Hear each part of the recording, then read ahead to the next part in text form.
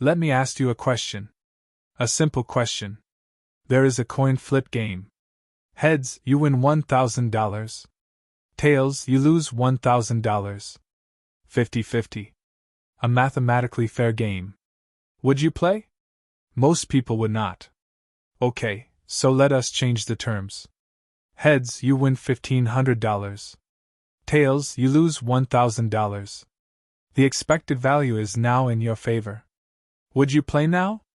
Most people still would not. Alright, how about this? Heads, you win $2,000. Tails, you lose $1,000. Your potential gain is now exactly double your potential loss. Research shows that this is the precise threshold where most people finally agree to play. The potential gain has to be at least twice the potential loss. Why?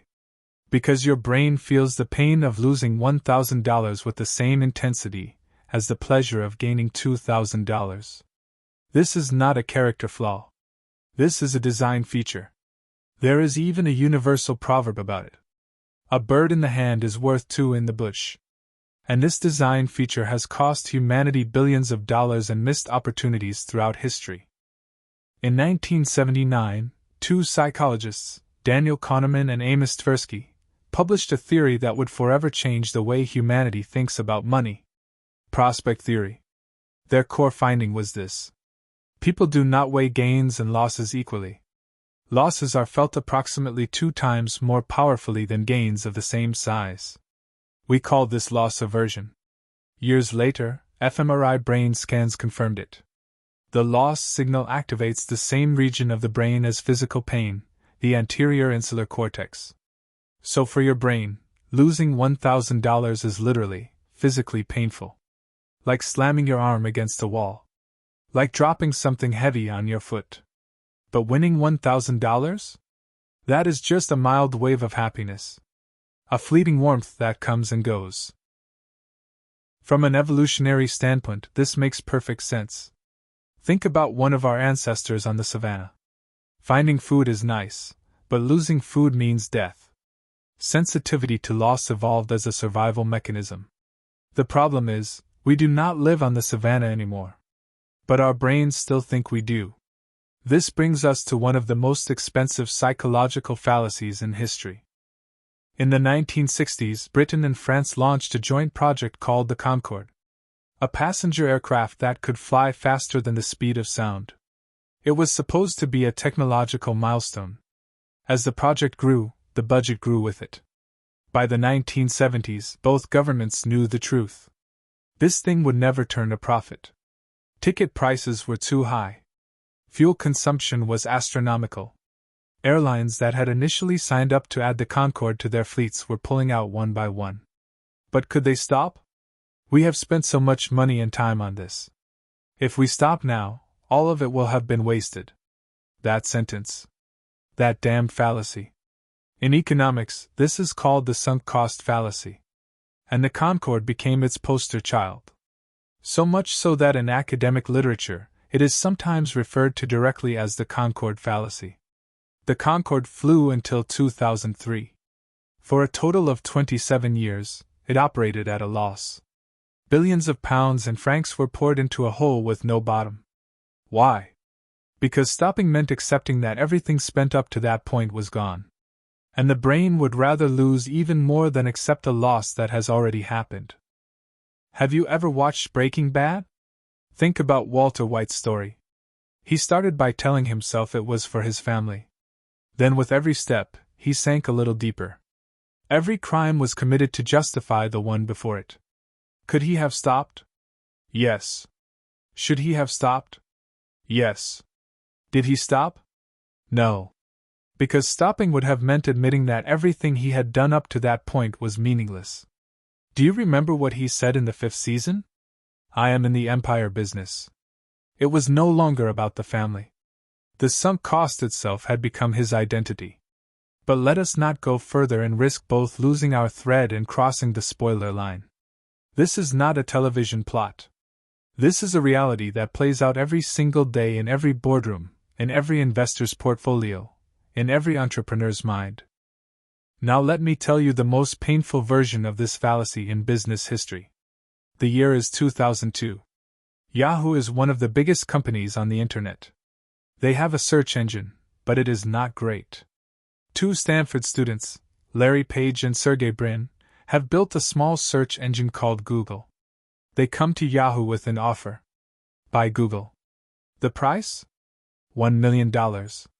Yahoo says no. We already have our own search engine. Why would we pay $1 million for theirs? A year later, Google comes back. This time the price is $5 billion. Yahoo considers it but says no again. 2008. Yahoo is now in decline. Microsoft makes an offer. A $44.6 billion acquisition bid. This is well above Yahoo's market value. Yahoo's CEO Jerry Yang rejects it. We are worth more than that. We are worth more than that.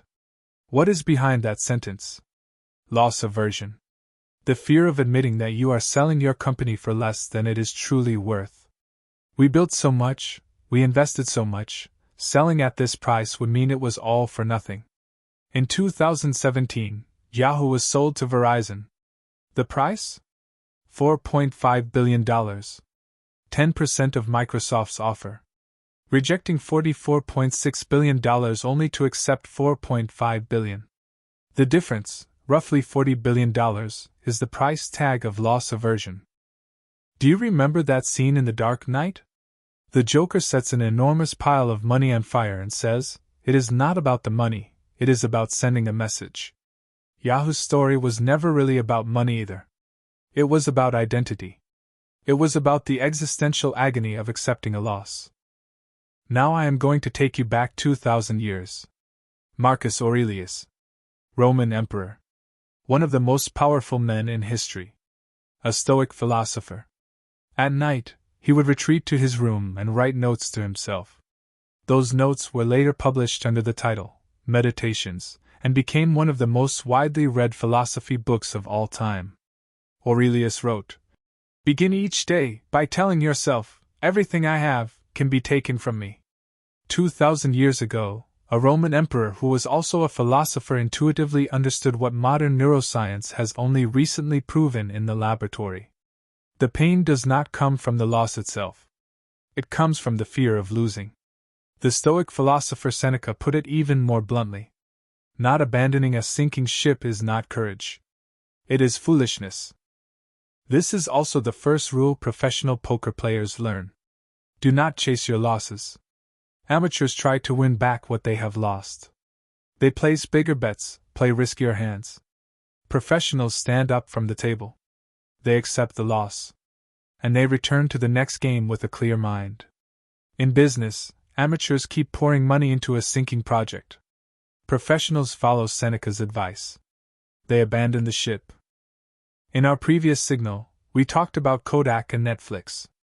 We explored the concept of apoptosis, programmed cell death. Why could Kodak not kill its film division?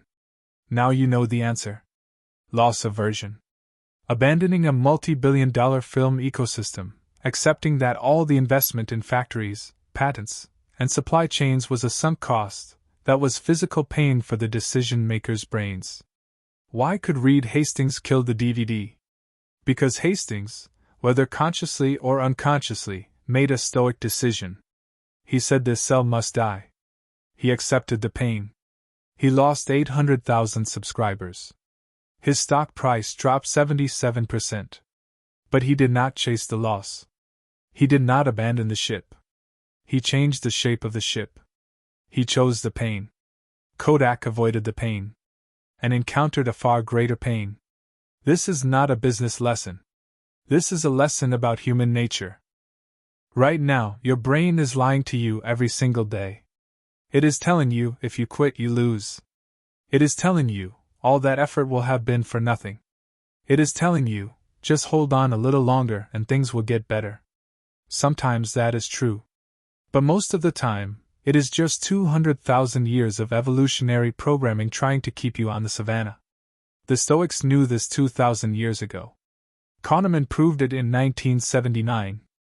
The Concorde ignored it for 27 years. Yahoo paid $40 billion for it. The question is, what is your Concorde? What is your Yahoo moment? Which sunk cost are you chasing, simply because you cannot bear the pain of letting go? That is today's signal. If this made you feel something, please subscribe, like, and share. And if this signal resonated with you, or if you have your own story of loss aversion, I would be grateful if you shared it in the comments. This is not a monologue. I hope that this can be a conversation. The old sage has many more patterns to reveal. In our next signal, as we are all living through right now, gold just hit an all-time high and then crashed, oil is surging, and the world holds its breath. We will explore why this exact pattern has repeated 6 times in 100 years every time a war erupts. Why markets do not fear war, they fear uncertainty. And why, while millions of amygdalas fire at the same time, a quiet few are already positioning for what comes next. Until then, stay adaptive. Stay curious. And remember, no noise. Only signal.